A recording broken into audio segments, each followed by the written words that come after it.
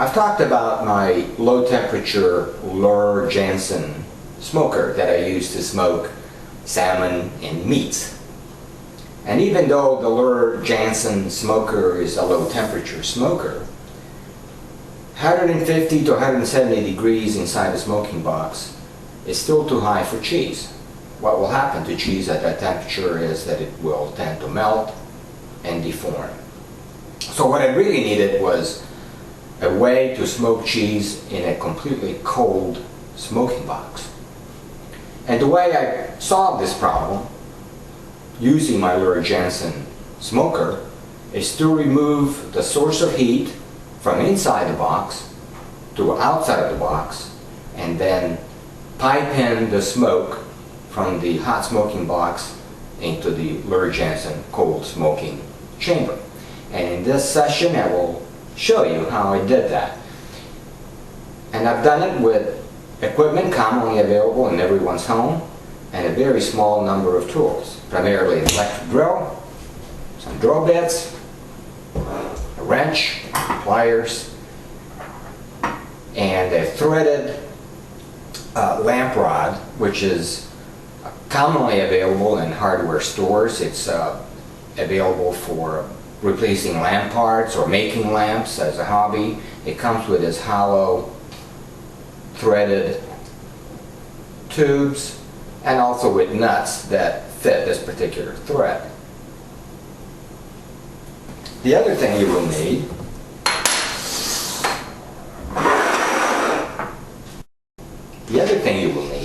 is a large cookie tin or a popcorn tin. These are widely available in stores, and as you can see, what I've done here to modify this tin is I've drilled a hole in it and put in one of these lamp threaded rods into the side of the cookie tin. Now the other thing I did, I drilled a hole into the cover of the tin and fitted it with some plumbing parts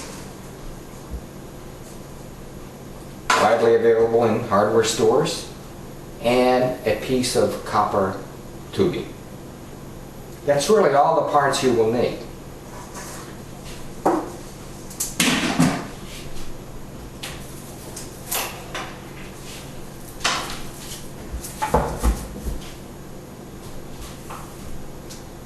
The source of heat for my external smoker is really a replacement ceramic heater for the Lure Jansen smoker. But in fact, it could be any electric heater that puts out a small amount of heat. The other thing I used is a standard smoking box for grills. These are widely available in hardware stores. And in the top of this smoking box, I installed the ceramic heater. And here are the leads from that heater.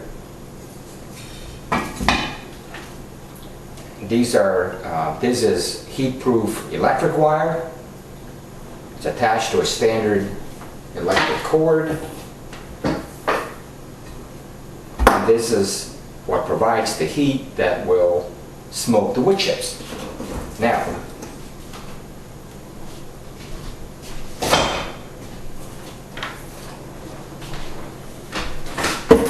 the other thing you will need is an off-the-shelf air pump that you can plug into a standard outlet. This is one such pump, widely available from the internet or sporting goods stores. It's used to pump up air mattresses. And I fit it, and the pump comes with a variety of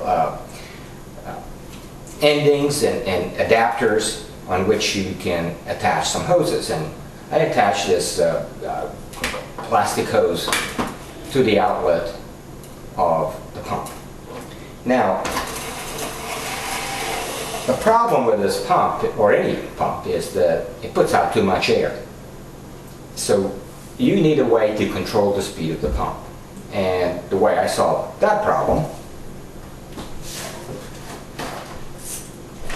is by purchasing a standard electric outlet box in which I fitted a standard dimmer switch, and the dimmer switch is then attached to these outlets. So the power that comes out of these outlets is actually controlled by the dimmer switch. So the lower the dimmer switch, the lower the power, the higher the dimmer switch, the higher the power. And the way I know how much power I'm putting in is by plugging in this little light bulb. And I'll show you how that works. When it's off, there's no light. When it's full power, it's very bright.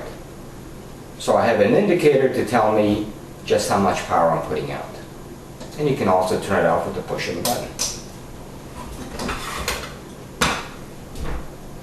The other part I constructed with the copper tubing and plastic tubing is two nozzles that I use for different applications. If I want to apply a lot of smoke, I'll use this nozzle. If I want to put out a smaller, controlled amount of smoke, I'll use this thin nozzle. And I'll show you how the whole thing goes together, so bear with me.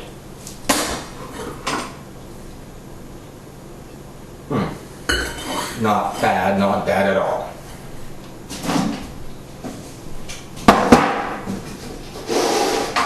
Well, the first thing you need to do is to place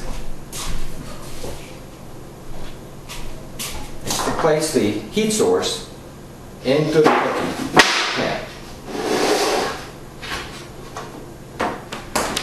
Next, place the chip pan onto the heater. Place some chips into the pan.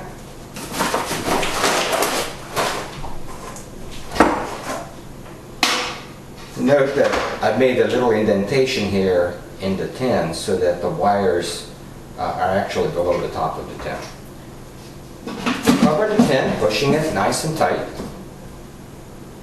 and then fitting the nozzle that I plan to use. Say, for example, this nozzle.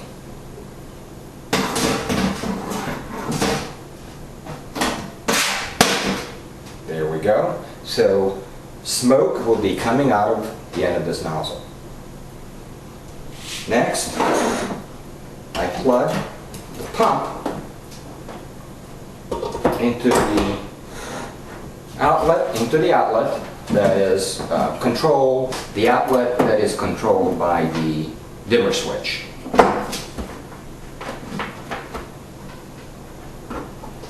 And finally, I need to plug the outlet from the air pump into the inlet of the smoking box.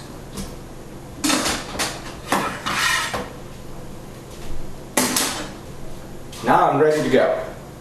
So the idea is to let the chips come to temperature and start smoking.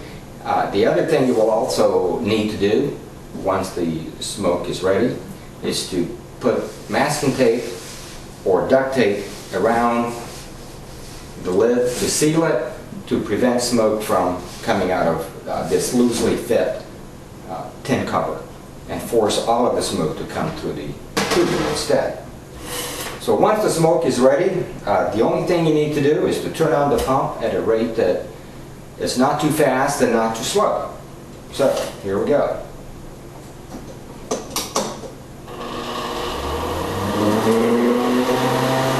Hear that? The pump is pumping air. You can control the speed of the pump, and smoke will be coming out of this nozzle at a rate determined by the speed of the pump. And in one